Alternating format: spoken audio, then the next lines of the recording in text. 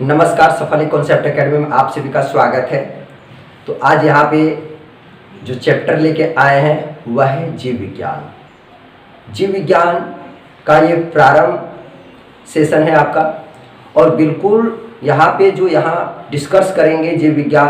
तो पहले जीव के बारे में, फिर जीव विज्ञान क्या है, जीव विज्ञान के पिता के बारे में, फिर यहाँ पे वनस्पति विज्ञान और जंतु विज्ञान की भी चर्चा करेंगे, और जीव विज्ञान शब्द की उत्पत्ति कहाँ से हुई, जीव विज्ञान का शब्द का प्रयोग करने वाले वैज्ञानिकों की भी चर्चा करेंगे, और कुछ और भी चर्चा करेंगे यहाँ पे।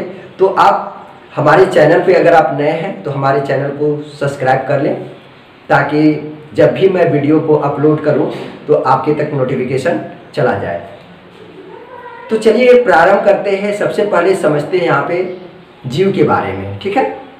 तो ध्यान में रखिएगा कि हमारे चारों ओर पाए जाने वाले जो पदार्थ होते हैं उन्हें 3 श्रेणियों में बांटते हैं। सबसे पहले बांटने का काम करेंगे, है ना। तो सबसे पहले यहाँ पे कि हमारे चारों ओर जो पाए जाने वाले वस्तुएं या पदार्थ हैं उन्हें 3 श्रेणियों में बांट देते हैं। तो यहाँ पे अगर पदार्थ की बात करें, पदार्थ या वस्तुएं पदार्थ या वस्तुएं की बात करें, ठीक है। तो सबसे पहले इसे 3 श्रेणियों में बांट देते हैं। इन्हें क्या करेंगे, 3 श्रेणियों में बांट देते हैं, ठीक। अब वो 3 श्रेणी जो होगा, तो 3 श्रेणी में क्या, सबसे पहले हम सजीव की श्रेणी लेते हैं यहाँ पे, सजीव। उसके बाद यहाँ पे निर्जीव, और तीसरा चलेंगे मृत जीव, ठीक है, मृत जीव। अब सजीव की बात करें तो सजीव के अंतर्गत सभी प्रकार के जंतु एवं पौधे आते हैं, ये ध्यान में रखिएगा, ठीक है। लेकिन सजीव के कुछ विशिष्ट लक्षण होते हैं या गुण कहें, तो सजीव में क्या क्या जो लक्षण है या गुण है उस चीज को देख लेते हैं। विशिष्ट लक्षण, ठीक। तो सबसे पहले अगर बात करें तो सजीव में प्रजनन करने की क्षमता होती है, प्रजनन करने की क्षमता, ठीक है। दूसरा है उत्सर्जन, ठीक है, ये भी ध्यान रखिएगा। तीसरा है श्वसन। अगला पॉइंट है पोषण और गति इत्यादि के गुण पाए जाते हैं। अगर ये सभी है तो सजीव है, और अगर ये सभी नहीं है तो निर्जीव है, ये ध्यान रखिएगा। अब है निर्जीव की बात करें तो निर्जीव में क्या है ना कि जो सजीव के जो लक्षण है वो निर्जीव में आपका नहीं आएगा। अब अगर कुछ उदाहरण की बात कर ले, सजीव के उदाहरण अगर यहाँ पे बात करें तो जैसे में अगर यहाँ पे बात करें कि ये सभी लक्षण या सजीव के उदाहरण, तो यहाँ पे ले लेते हैं पशु, मनुष्य, पक्षी, पौधे इत्यादि। पशु, मनुष्य, पक्षी, पौधे इत्यादि में ये सभी गुण पाए जाते हैं। अब बात करते हैं निर्जीव में। तो निर्जीव में क्या है ना कि ना प्रजनन करने की क्षमता होती है, ना उत्सर्जन करने की क्षमता होती है, ना श्वसन का, ना पोषण का, ना गति का।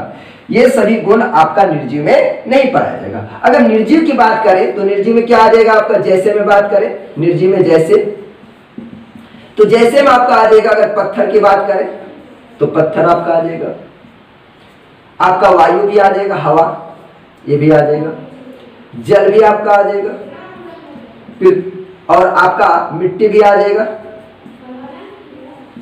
इत्यादि, ठीक है, इत्यादि। ये सभी क्या है, निर्जीव की अंतर्गत आएंगे। और ये भी ध्यान में रखिएगा कि जैसे हमारे चारों ओर जैसे टेबल कुर्सी वगैरह जो पाया जाता है ये सभी निर्जीव के अंतर्गत आते हैं, ठीक है। अब मृत जीव की बात करेंगे तो मृत जीव क्या है, कि पहले जीवित था, सजीव था, लेकिन वो आज जीवित नहीं है। क्या है? जीवित था। ये क्या था? जीवित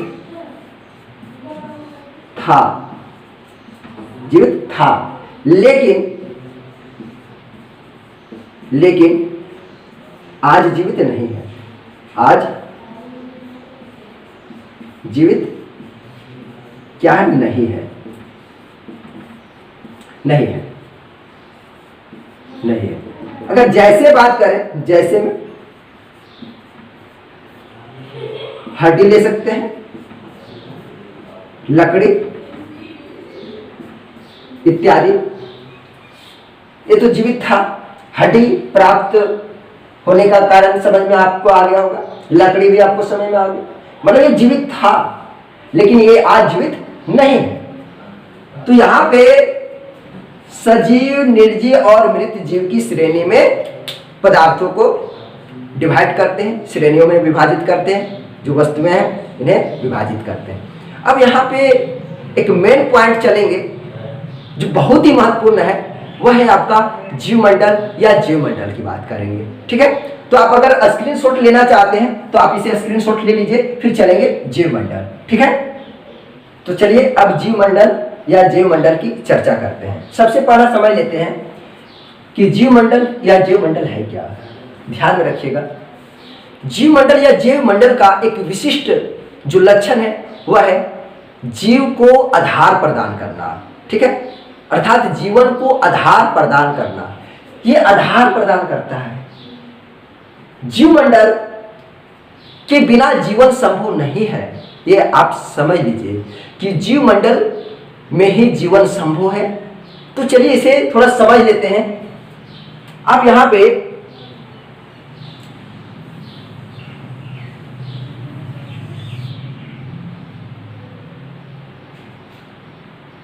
कुछ इस तरह से चलते हैं। ये हमारा हो गया जलमंडल। ये क्या हो गया? जलमंडल। ठीक है, अब यहां पे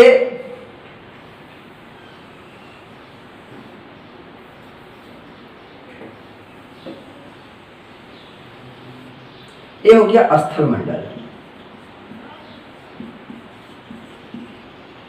स्थल मंडल, जलमंडल, स्थल मंडल।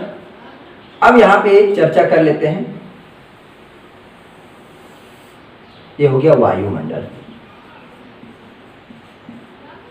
ये क्या होगा? वायुमंडल। ठीक, अब जरा देख लीजिए, ये भाग को देखना है, इस भाग को देखना है, ये वाले भाग को। ठीक है, इस भाग को देखना है आपको। जलमंडल, स्थलमंडल, वायुमंडल संयुक्त रूप से जिस भूभाग पे प्राप्त होते हैं, अर्थात जो इस भूभाग की बात करें तो यहां पे आपका वायु अर्थात हवा, बात करें जल अर्थात पानी, और यहां पे स्थल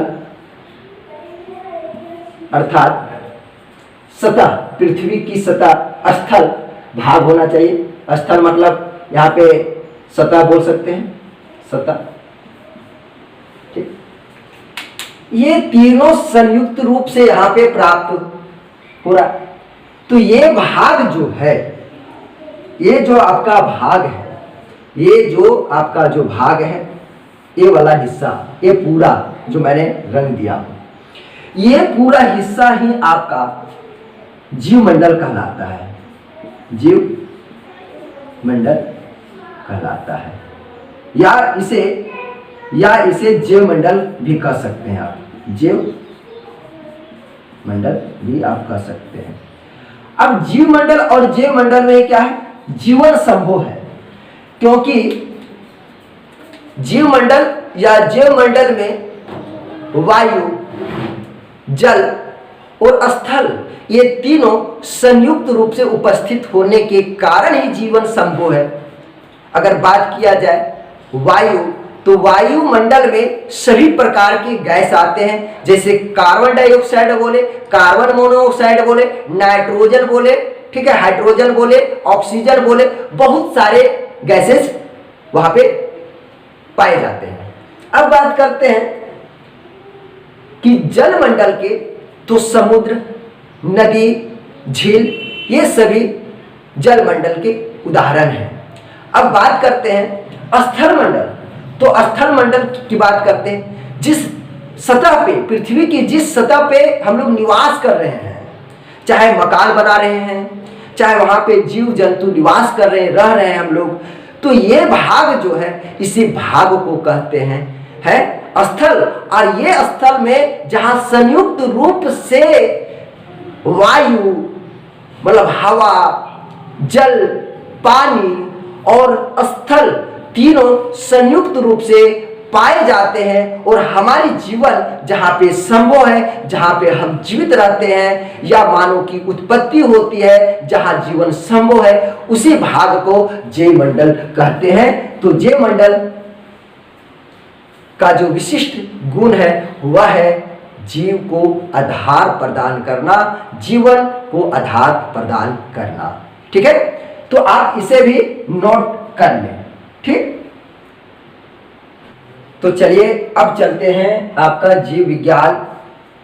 ये जीव विज्ञान की उत्पत्ति और सर्वप्रथम जीव विज्ञान शब्द का प्रयोग करने वाले वैज्ञानिक पे चर्चा करेंगे। ठीक है, अगर जीव विज्ञान की बात करें तो जीव विज्ञान का इंग्लिश में हम लोग बायोलॉजी लिख लेते हैं, लेकिन ये जो बायोलॉजी शब्द है, ध्यान रखिएगा,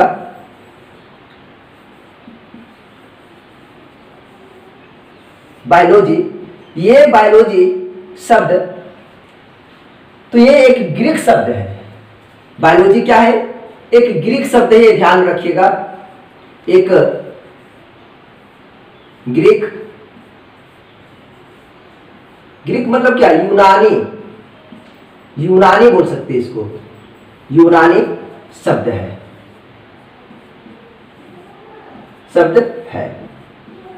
बायोलॉजी। अब ये बायोलॉजी शब्द दो शब्दों के मेल से बना है। ये बायोलॉजी शब्द क्या है? दो शब्दों के मेल से बना है। वो दो शब्द क्या है वो देख लेते हैं। ठीक है, तो ये जो है ये दो शब्दों के आपका मेल से बना है। थोड़ा सा इसे चलिए, तो यहां पे ये दो शब्दों के मेल से बना है। पहला क्या है? बायोस, और दूसरा है लोगोस। ठीक, इन दो शब्दों से, बायोस का अर्थ होता है लाइफ। क्या होता है? लाइफ, ये ध्यान रखिएगा। और अगर लाइफ की बात करें तो जीवन या जीव भी बोल सकते हैं। और लोगोस का जो अर्थ होता है वो क्या होता है? स्टडी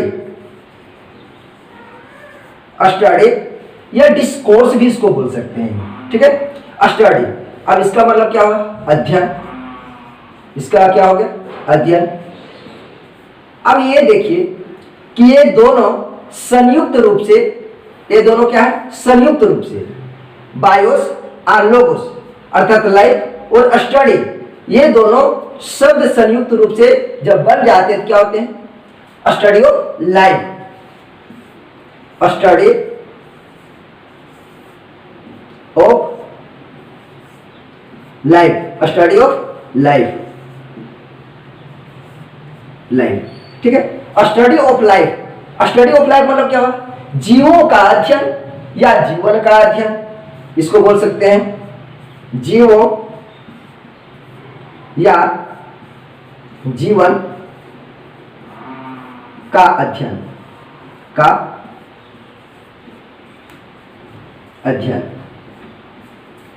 तो चलिए अब देख लेते हैं कि बायोलॉजी शब्द का प्रयोग सर्वप्रथम किन वैज्ञानिकों ने किए थे। तो यहां पे वैज्ञानिक शब्द का सर्वप्रथम जिन वैज्ञानिकों ने किए थे, तो कब किए थे? 1801 ईस्वी में। ये ध्यान में रखिएगा, कब किए थे? 1801 ईस्वी में संयुक्त रूप से किए थे। तो सबसे पहला बात है कि ले मार्क, ये ध्यान में रखिएगा कि ले मार्क ये फ्रांस के वैज्ञानिक थे। कहां के वैज्ञानिक थे? फ्रांस के वैज्ञानिक थे। और दूसरा है आपका ट्रेवीरेनस, ट्रेवीरेनस, ये जर्मनी वैज्ञानिक थे। ये कहां के वैज्ञानिक थे? ये जर्मनी वैज्ञानिक थे। इन दोनों वैज्ञानिकों ने संयुक्त रूप से, अगर कहा जाए तो संयुक्त रूप से 1801 ईस्वी में बायोलॉजी शब्द का प्रयोग किए थे। ये ध्यान में रखिएगा, ठीक है। और आपको बता दें कि बायोलॉजी शब्द एक ग्रीक अर्थात यूनानी शब्द है जो दो शब्दों के मेल से बना है।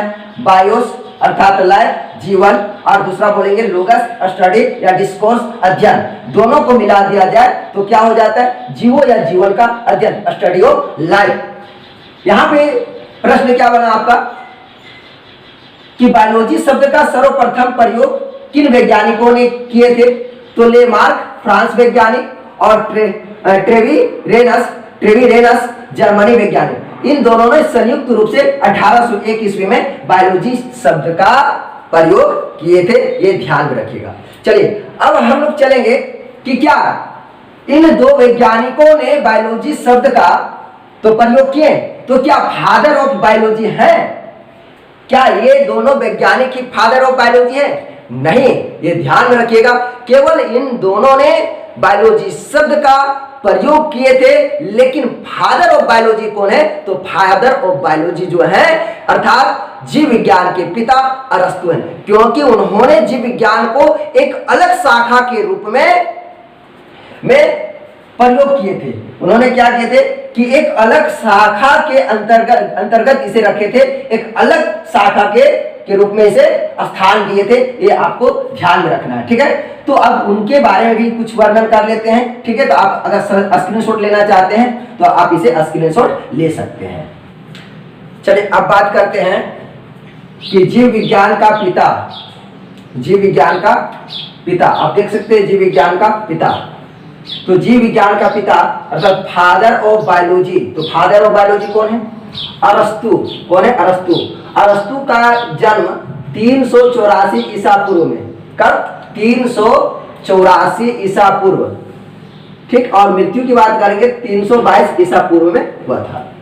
अब सवाल यह है कि अरस्तु ने जीव विज्ञान को एक अलग शाखा के अंतर्गत ये रखे थे और इन्हीं उपलब्धि के कारण ही इन्हें जीव विज्ञान का पिता कहा जाता है।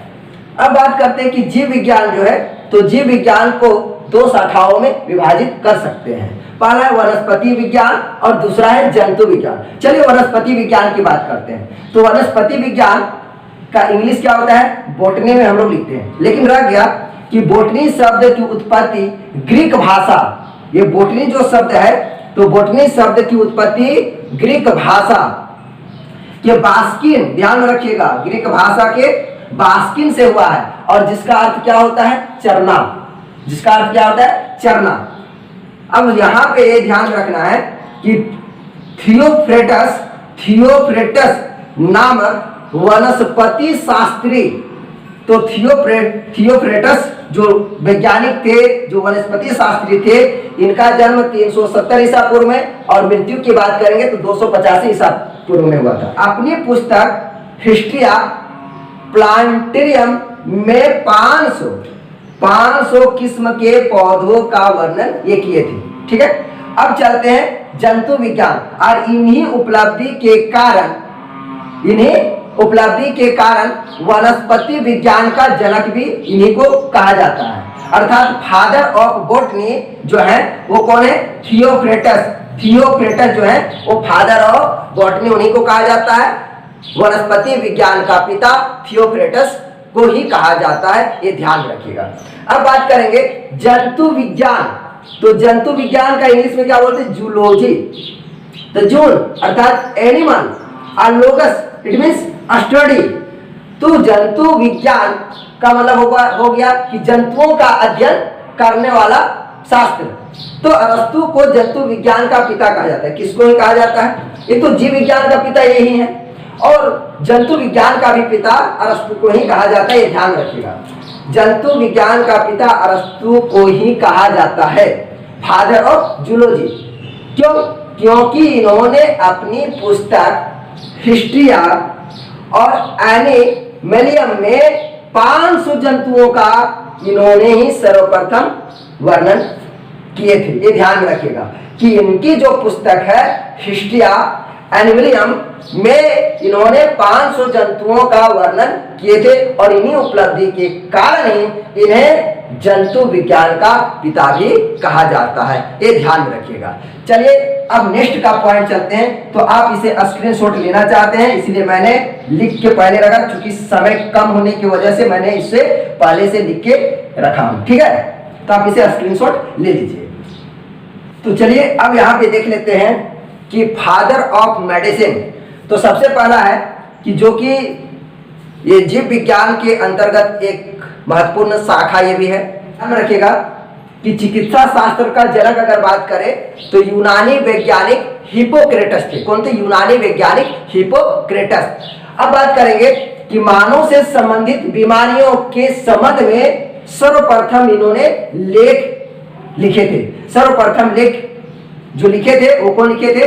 तो हिप्पोक्रेटस लिखे थे। अब हिप्पोक्रेटस की बात करें तो 460 ईसा पूर्व में इनका जन्म हुआ था और 370 ईसा पूर्व में इनकी क्या हो गई थी? मृत्यु हो गई थी। ये ध्यान में रखिएगा।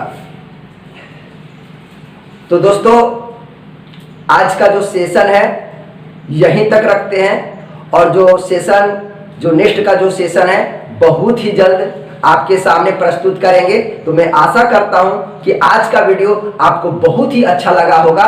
तो कृपया आप हमारे वीडियो को लाइक कर दें और शेयर जरूर करें, और अगर आप नए होंगे तो आप मेरे चैनल को सब्सक्राइब कर लें। सब्सक्राइब कीजिएगा, तभी ही आपको इस तरह का जब क्लास करवाएंगे तो आपके तक नोटिफिकेशन पहुंच जाएगा। तो दोस्तों आज इतना ही, धन्यवाद।